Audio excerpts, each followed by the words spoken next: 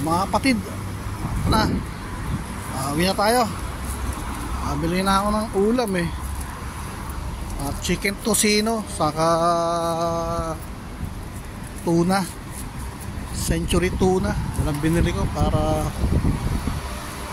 sa may salang ng sinaing. Banlawan yung banlaw tayo ng mga binabad ko. Banlaw, magbabanlaw pala ako ngayon mga binabad ko. So sige, uwi tayo para pagsaing na. Ayaw kasi kumain ng kasi baka mga pag nagsaing ako, iniwan ko ron at ano naman yung kanin, tutong. Ito pagbalik ako ito, madali lang magsalang ng sinaing. Rice cooker naman ang gamit ko eh. Sulit lang mga 15 minutes luto na, diba? 10 minutes lang naman sa rice cooker, luto na eh. So bisan lang natin maglakad para makauwi na agad. Sama lang kayo ha, samahan nyo sa paglalakad ha. Habang naglalakad tayo, usap-usap lang. Usap-usap lang pag may time, diba? Para rin makapamasyal kayo rito. May special ko kayo dito. May pasyal ko yung mga mata ninyo. Kasi mga building dito. No?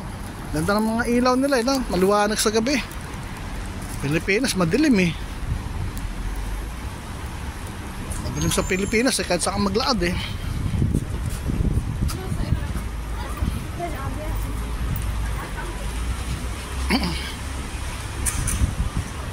Dito sa sa United Arab Emirates, sa lalaki kahit maglakad ka ng hating gabi, walang problema. Sa babae mahirap. Wala sa babae, pag naglakad dito kailangan may kasama, mga 3-4 sila. Mahirap pag naglakad ng babae rito nag-iisa, lalo na kapag Pilipina. Sinasakay sa kotse yan, mga ibang lahi.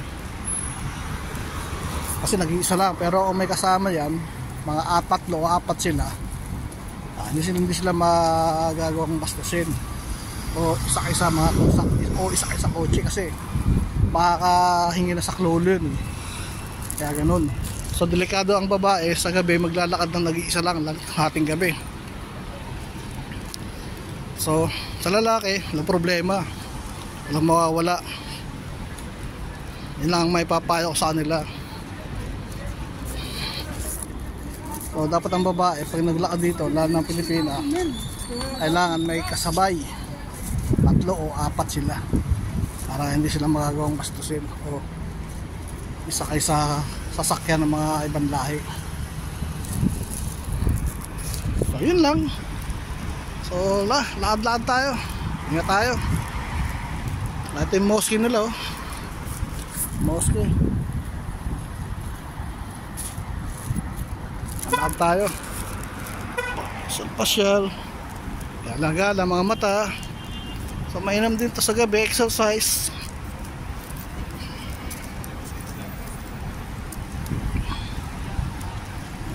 Lulu Hypermarket.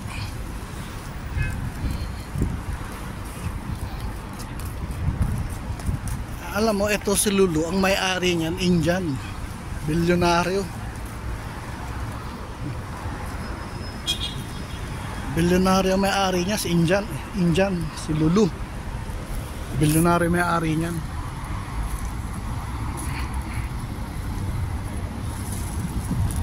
Ano siya, isa siya sa mga mayayaman na tao sa buong mundo. Isa siya, si Lulu. Ang network niyan kulang-kulang yata $1 billion ang network niyan. Kakaalam ko Pero number 1 si Tesla Sa Tesla ang pinakamayaman na tao sa buong mundo. Hindi na si Bill Gates. Hindi na siya ang pinakamayaman na tao sa buong mundo. Si Tesla.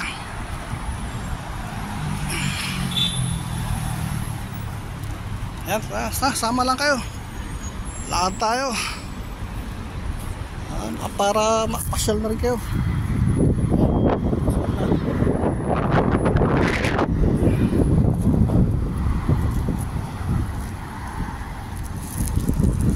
Lakad lang.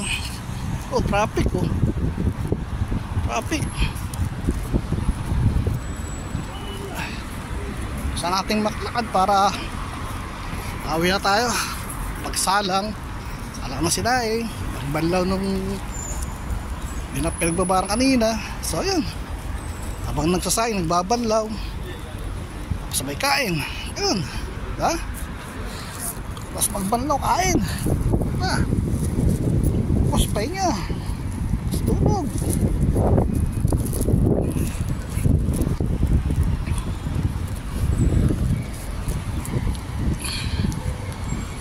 Sige, lakad lang. Sama lang kayo. Sama nyo sa paglalakad.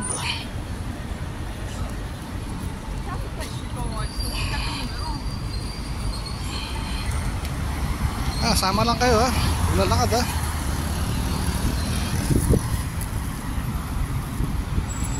Lakad lang. Mamaya tatawid na naman tayo dito. Oh, mahangin na. O, paano? Next time ulit. Dahil mahangin eh, maingay ito. Malakas ang ano yan, ng sounds. Bye bye, see you.